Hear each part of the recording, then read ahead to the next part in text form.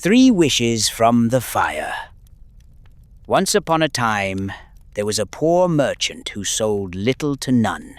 His wares were cracked, covered in dust, and his body scrawny, starved of nourishment. "All is woe! All is woe!" the poor man cried. "If I cannot sell, I will starve." His eyes sparkled beneath the night sky, his tiny camp lit only by a flickering fire. "I seek a miracle from above," he shouted. "I want to fill my belly with good things, not with stale bread and simple water." As if the stars themselves had heard his plea, a sudden burst of light tore through the field, and the man stumbled to the ground. "So you crave good things and good food?" a mysterious voice asked. "I am all. I am plenty. Draw nearer to me and feel my warmth." "Who is there?" the man stuttered, his eyes wide as the fire rose into a figure of flame. "I am Persephone, the goddess of fortune. I bring 3 wishes to you, dear man. Wishes to change your future and bring light to your life." "A goddess?" He shook his head. "You are a trick, a scam. I have never heard of you. I am not one you hear, but one you see and feel," she said softly. "I ask for nothing you can't give. Speak, and what you desire shall be yours." The man's eyes gleamed. He thought of a palace, of silken robes, and gold beyond measure. Yet his stomach groaned louder, interrupting his dreams. "Then," he said at last, "I wish for a meal, a warm meal that will fill me so finely, hunger will never gnaw at me again." Persephone smiled. "A wise beginning, so shall it be." She vanished and returned with a glow brighter than before. Floating before him was a simple bowl of steaming soup.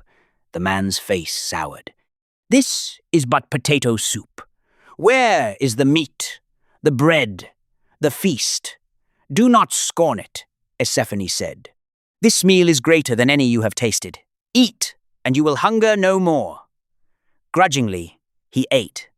The warmth spread through him, and when he finished, he found his belly full and his hunger gone forever. "Oh my," he exclaimed. "You spoke the truth. I am full." Persephone clapped her hands together. "Of course, dear sir, I will not lie. Your first wish is complete. What now?" The man stumbled forward and wasted no time.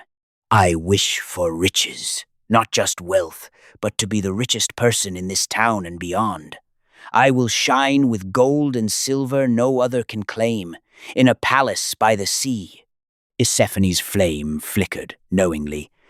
"You may be full, but I see you are still hungry. A palace by the sea. So it shall be." Light blazed across the field. When the merchant opened his eyes, he stood in a palace of gold. Waves roared beyond the balcony.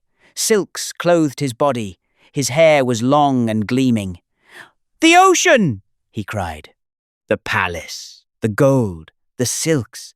It is all mine, goddess. You have saved me."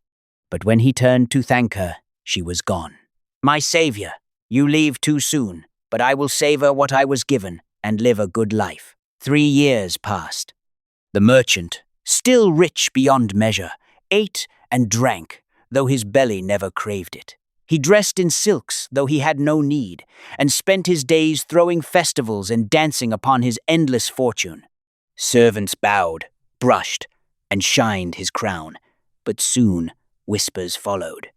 The people questioned his amazing wealth, as nothing had been the same since his arrival. Hunger destroyed homes, merchants ruined, and wealth vanished from one prosperous guild to another. One day, a farmer fell to his knees before the man and wept.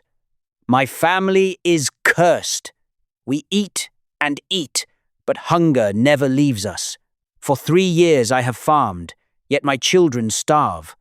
Please, grant me land so that I may grow more to survive." The merchant, disturbed by his plea, gave him land and returned home.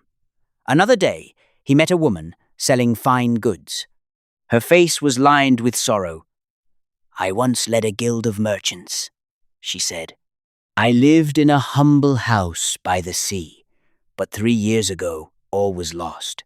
No one buys, no one sees me anymore, and all the merchants have gone or died."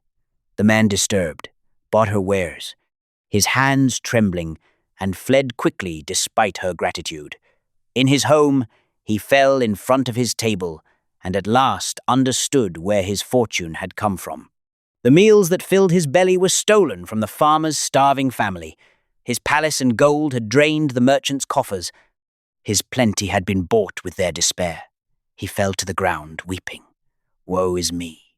Woe is me! Nothing I gained was ever free." Years later, on the same beach where it began, Persephone returned. The merchant, older and bitter, railed at her. "You tricked me! You stole from others to give to me!" But Persephone's flame dimmed, her voice sorrowful. "I promised only to grant your wishes. All good things come from somewhere, and you wished for yourself alone. Then I want no memory of it," he roared. "I want no memory of you or your curses. Let my final days be quiet, my nights without sorrow, and my belly warm and full. Grant me this final wish, and leave me be once and for all." Persephone bowed her head and hesitated. "Do you not understand the price of this wish? If you wish to forget, then I care not for the price. Grant it, and offer no trickery when you do." With a sigh, she whispered, "So it shall be." And her light flared brighter than he'd ever seen. The sun dimmed as she vanished. Seconds passed without a thought. The merchant blinked and began to walk. In a week, his silks had fallen to rags. His hair grew thin, his hands filthy. Yet he felt no sorrow, no remorse. Just a quiet mind filled with the sound of the sea. "Goodness me," he said in shock. "Where am I? I must have wandered far from camp." In town, he passed an elderly woman selling fine wares, her clothes worn thin, her eyes hollow with years of loss. He did not know her. He passed a farmer's son sweating in his fields, his children pale and quiet, their small hands already calloused. He did not know them. He saw a palace shining above the sea. It looked warm and bright. He did not know it. All whom he had met, and all he had gained due to his wishes, was forgotten, and no one took notice of the poor man walking down the street. The villagers who once despised him, the merchants who once envied him, even the servants who once bowed to him, all passed him by as though he had never been. The merchant, now just a simple man, begged for food as he passed. His belly never ached, but he craved. And each night he curled himself by a fire and wished for cozy sheets that were no longer there. Years passed, and the man no longer saw nor heard the world. Thought slipped from him, and he passed away with a full belly, never knowing why. Persephone lingered on the wind, her voice too faint for him to hear. "Had you but wished for all, and gave to all, your hunger would be no more. Yet you wished for yourself alone, so alone you must be." And so, the goddess, unseen, dimmed, taking his forgotten wishes with her.